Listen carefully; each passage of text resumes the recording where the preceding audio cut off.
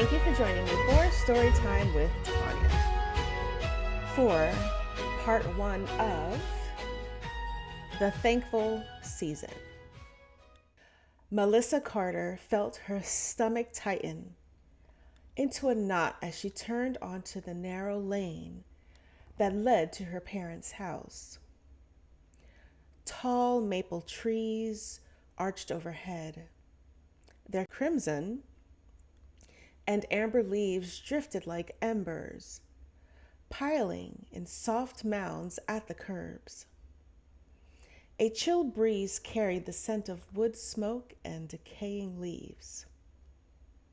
In the passenger seat, Sprinkles, her tiny white furred companion, balanced on her haunches, pressing her wet nose to the glass as if she could already taste the aromas waiting inside, her tail thumping against the door in eager anticipation.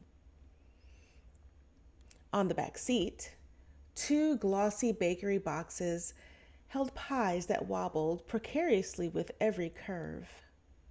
Melissa watched them slide across the leather bench and winced. She could almost hear David's teasing. Not homemade again, huh? He'd arrive later with some artisanal concoction, perhaps a lavender-infused mashed sweet potato or miso gravy hybrid, and present it as though he'd reinvented Thanksgiving. Melissa wasn't too concerned, as she had finally surrendered the family gold medal of martyrdom. These pies, crust and all, were simply proof that she'd shown up.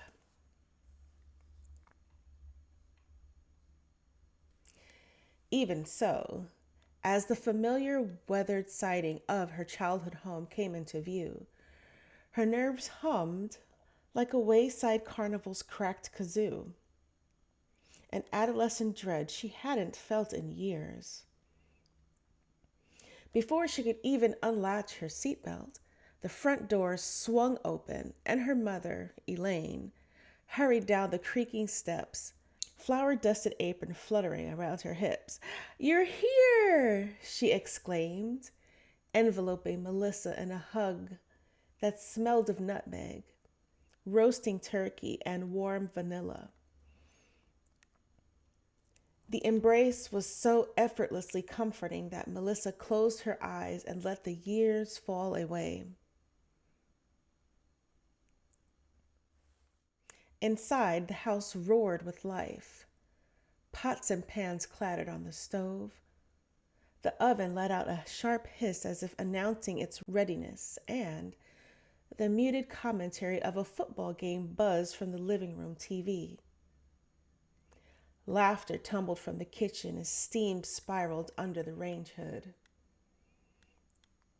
The air was rich with the scent of melting butter, sautéed onions, a swirl of cinnamon, along with a hint of something slightly charred. In his favorite leather recliner, her father, Frank, lounged with the remote in one hand and a paper-thin plate of potato chips balanced on his round belly. He gave the screen a sideward glance, then granted Melissa a casual one-handed wave.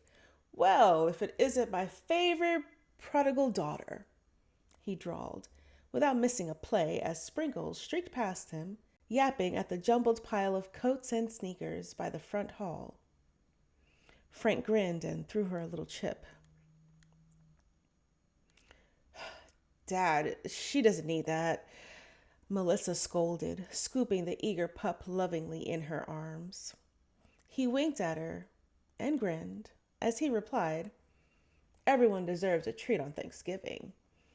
Despite herself, Melissa laughed. The front door opened again, and in swept David, carrying a tall glass jar wrapped in a pristine kitchen towel as though it contained a priceless artifact. He set it on the counter with a flourish that sent soft light glinting through the deep red cranberry bourbon sauce inside. "Behold, cranberry bourbon sauce," reduced to perfection, he proclaimed, stepping back as if the overhead light shined on his creation. Elaine offered polite applause, though her gaze drifted longingly to the golden turkey resting on the carving board. Frank growled in approval at the TV, but when his eyes flicked to Melissa, she caught that familiar boyish grin, the same one he'd worn since they were kids, whenever he succeeded in winding her up. She rolled her eyes, and that made him grin even more. David surveyed the counter, his gaze settling on the bakery boxes. "Store-bought pies again?" he teased, arching an eyebrow. Arms crossed, Melissa lifted her chin.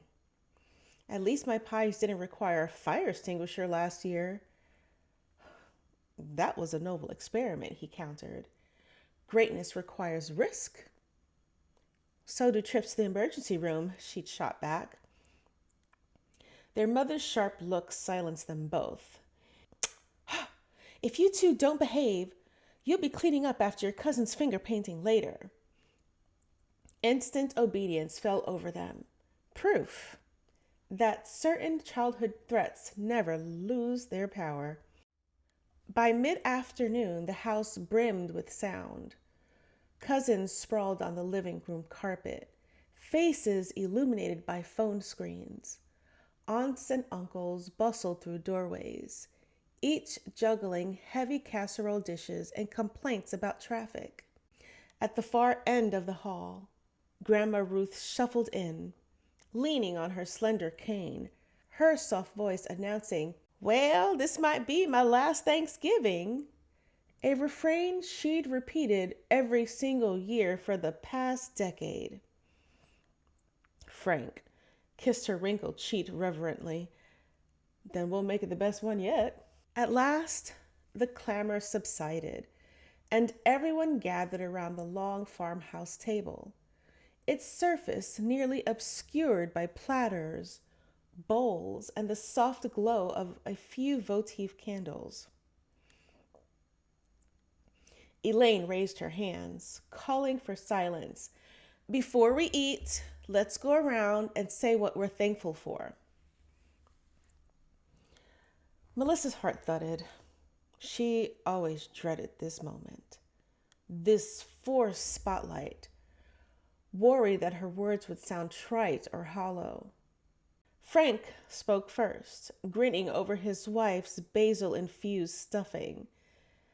"I'm thankful for football, gravy, and my family, in that order."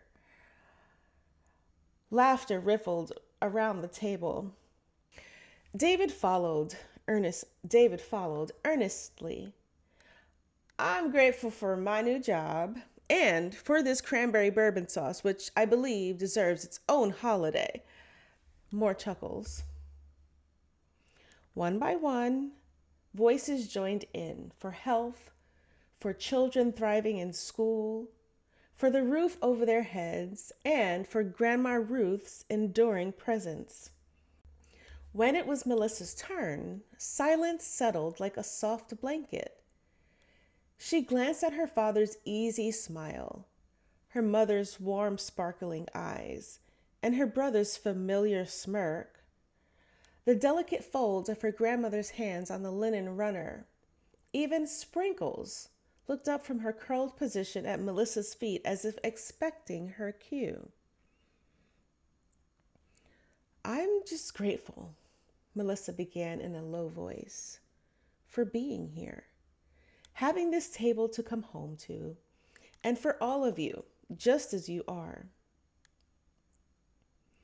The room held its breath, a quiet so full it felt almost sacred. Elaine reached across the table and squeezed Melissa's hand as her eyes glistened.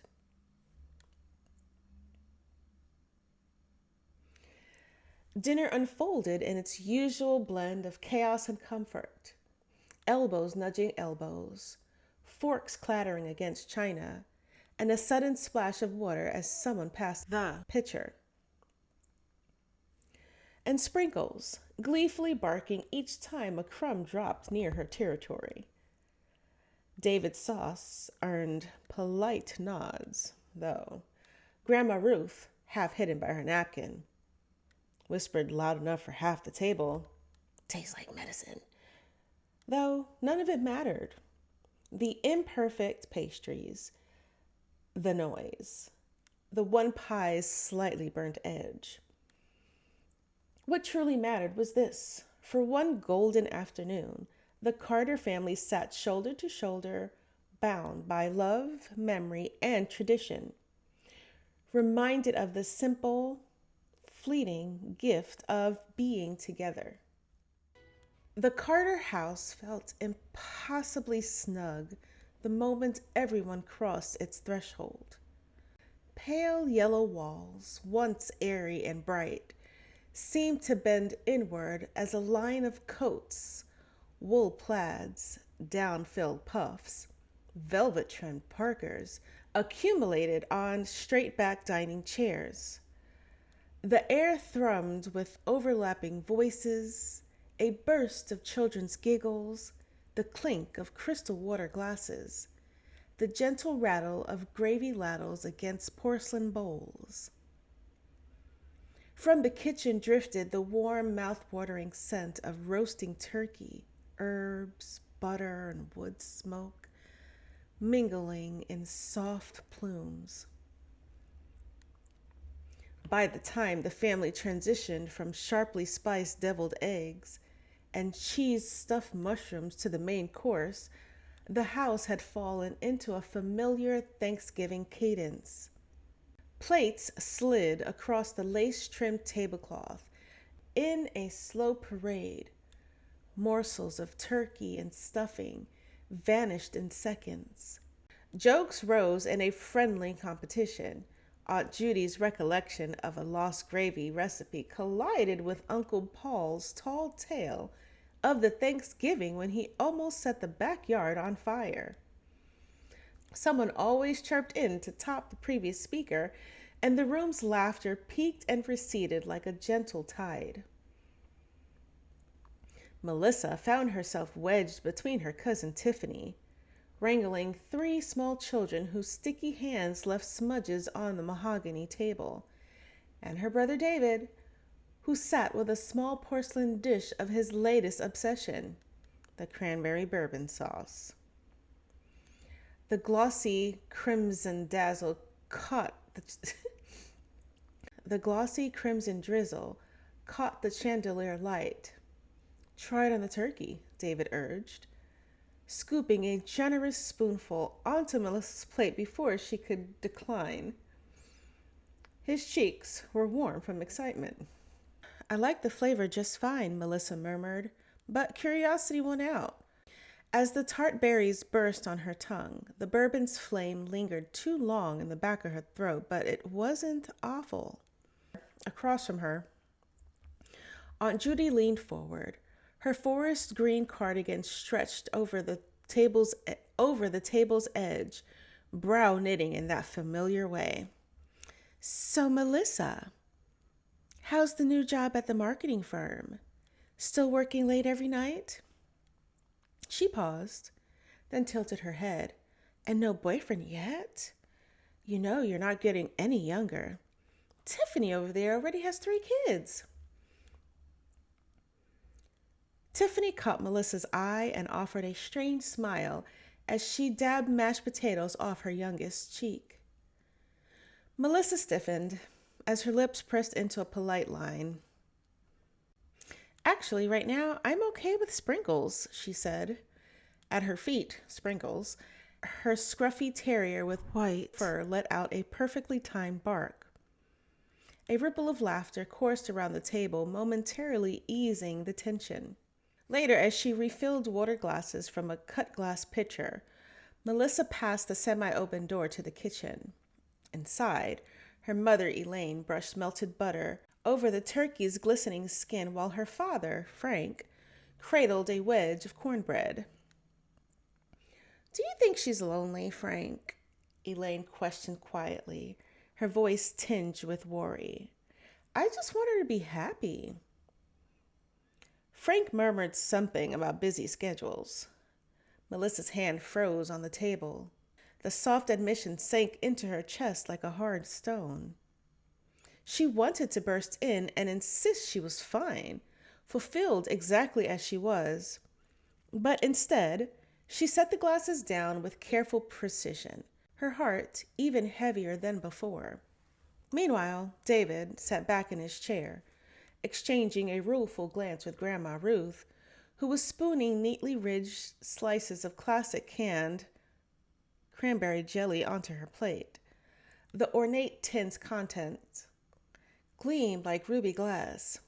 His own sauce had been sampled politely, fleetingly, but never fully embraced.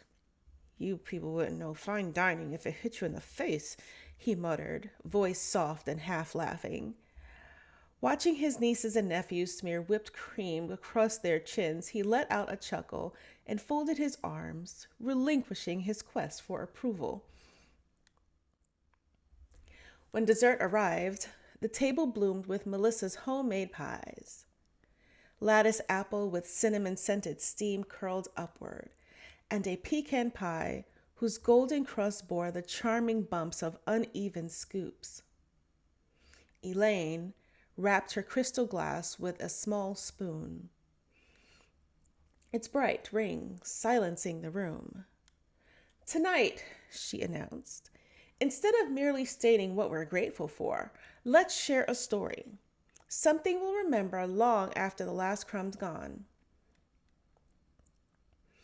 A reverent quiet descended over the table, broken only by the soft clink of forks being set down as each person gathered their thoughts. Remember that blizzard in '98? Frank's eyes crinkled at the corners. We huddled around those stubby candles Mom kept in the junk drawer, wrapped in every blanket we owned, passing turkey between us on bread. I never heard you laugh so hard. Elaine, I thought you might crack a rib when David tried to heat gravy with Pop's cigarette lighter. Ooh, do you remember those Christmas cookies? Tiffany's eyes crinkled at the corners. Mom's kitchen was so narrow, our elbows kept bumping. You stood guard while I snuck the wooden spoon into the mixing bowl. She nudged Melissa with her shoulder. We left flour footprints everywhere. It was like a dead giveaway. Even David's voice grew tender as he recalled his father jogging alongside his wobbling bicycle, fingers just barely touching the back of his shirt, until the breathless moment when he looked back to find his father standing yards behind him, arms raised in silent triumph. At last, everyone gazed at Melissa. She drew a breath, her voice quiet but steady. I used to dread Thanksgiving, she confessed, because I felt like I never measured up, like I was behind everyone else's story. But what I realized is it doesn't matter where we are or what milestones we hit. What matters is that we're here together, and that's what I'm most thankful for. A stillness settled over the room. Silverware paused mid-air. Even the children's giggles hushed. Elaine's eyes glistened as Frank reached over to squeeze her hand. Even Aunt Judy gave a small, approving nod. Outside, dusk had deepened into velvety indigo, and the last golden rays of the sun vanished from the windows. Inside, the Carter family leaned in closer, voices softer, laughter richer, their stories pouring out like gravy from a warm tureen. Imperfect, spirited, and entirely shared.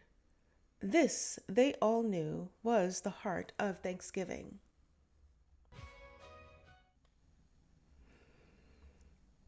By the time the last glint of pumpkin pie crust had vanished from dessert plates, the Carter house had eased into a familiar evening hush. The low rumble of yet another football game seeped from the living room TV. Half the cousins lay sprawled on overstuffed couches. breathing softly in post-feast slumber. And the kitchen counters resembled a war zone littered with crumbs from empty casserole dishes, glinting under the overhead light. Melissa stood at the porcelain sink, water singing over her hands as she rinsed the cherry-stained pie tins, while her mother, arms lined with steam's warmth, loaded the dishwasher with practiced ease. Beyond the kitchen window, a sudden gust of wind whistled through the pines and rattled the window panes. At first, a few individual flakes drifted down, ghostly and delicate, but within minutes the sky darkened and flakes multiplied, floating in lazy spirals through the barely lit yard. "Looks like winter's coming early this year," Frank murmured as he rose from the plush recliner, squinting out at the swirling snow. His voice carried a nostalgic note, as if he were remembering a season long past. In less than an hour, the gentle flurry had become a boisterous storm. Snow piled against the front steps, softening the driveway into a featureless field of white. The wind roared along the eaves, tugging at the shutters, and then, with a sudden, ominous click, the lights winked out. Darkness enveloped every corner of the house. For a heartbeat, there was only hush. No clatter of dishes, no hum of the fridge, no glow of screens. Then came a chorus of exasperated sighs and scattered groans. A toddler's wail rose as her tablet flickered off while someone yelped in what sounded like a stubbed toe on a stray shoe. Elaine can be heard grumbling loudly about turkey leftovers spoiling unrefrigerated. Above the clamor, Grandma Ruth's rich chuckle rolled through the hallway like distant thunder. Her silhouette appeared in the doorway, shoulders draped in her hand-knitted shawl, silver hair catching the last gleam of twilight from the window. "Well, Frank," she said, her voice warm and steady as mulled cider, each syllable wrapped in the slight Kentucky drawl she never lost. "Well, this feels familiar." She shuffled forward, arthritis-snarled fingers finding the edge of the dining table. "Weren't you just talking about that blizzard? I've sometimes thought that was the best Thanksgiving we've ever had, but today might be another for the memory books." Frank slipped away and returned moments later with a battered box of tapered candles. Pale cylinders of wax streaked with cedar-scented age. David set them in mismatched holders around the dining table, and as he struck a match, each wick blossomed into a trembling flame. Golden halos flickered on faces young and old, casting playful shadows across the walls. Meanwhile, Melissa gathered a pile of woolen blankets, their fibers soft as cat's fur, and tucked them around the sleepy children, whose groans turned to delighted squeals at this unexpected adventure. In a candlelight glow, the living room shed its ordinary trappings. Without the glare of screens, the family rediscovered a quieter rhythm. Melissa sank into the velvet couch, her dog Sprinkles, curled like a cinnamon roll at her feet beneath a plaid quilt. Nearby, Tiffany's children built a secret fort of chairs and blankets, their whispered giggles echoing like wind chimes. Frank launched into one of his fondly corny childhood tales, his voice rising with each exaggerated twist. David, for once unburdened by self-consciousness, produced a deck of cards and dealt hands across the candlelit tabletop. At one point, Elaine drifted close and rested her head on Frank's broad shoulder, murmuring, "Maybe this isn't so bad after all." Her words floated through the hush like soft falling snow.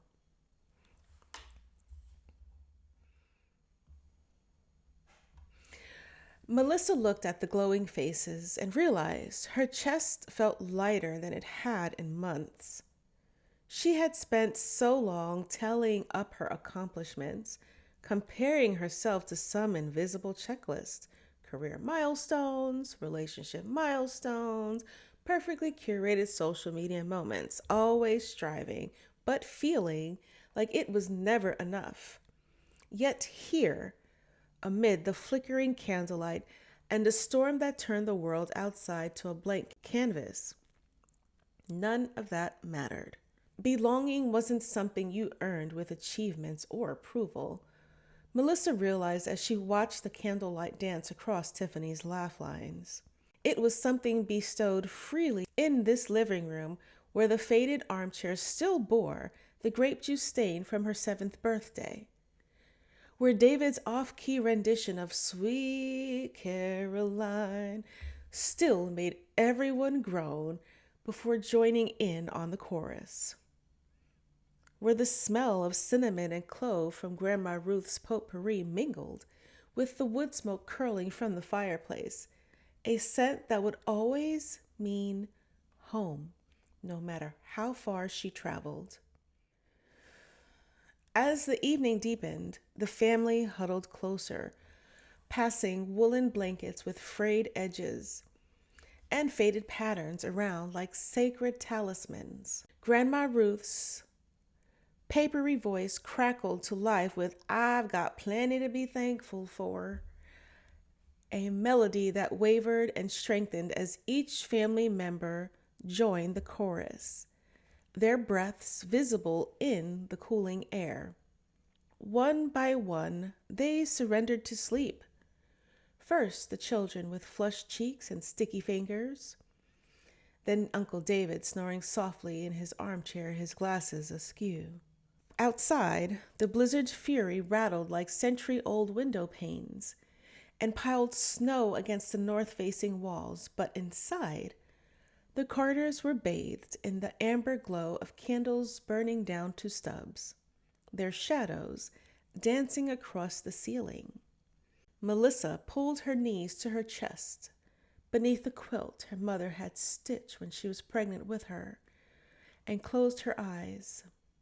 In the candlelight quiet, broken only by the occasional pop from the dying fire, she offered a silent prayer of gratitude.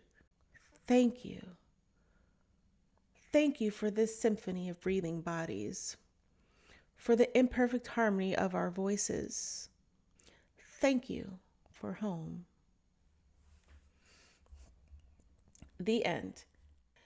Thank you for joining me for Storytime with Tanya for this 3-part story called The Thankful Season. From my family to yours, have a happy Thanksgiving. We hope that your Thanksgiving is filled with love, joy, family, and some good food. Happy Thanksgiving.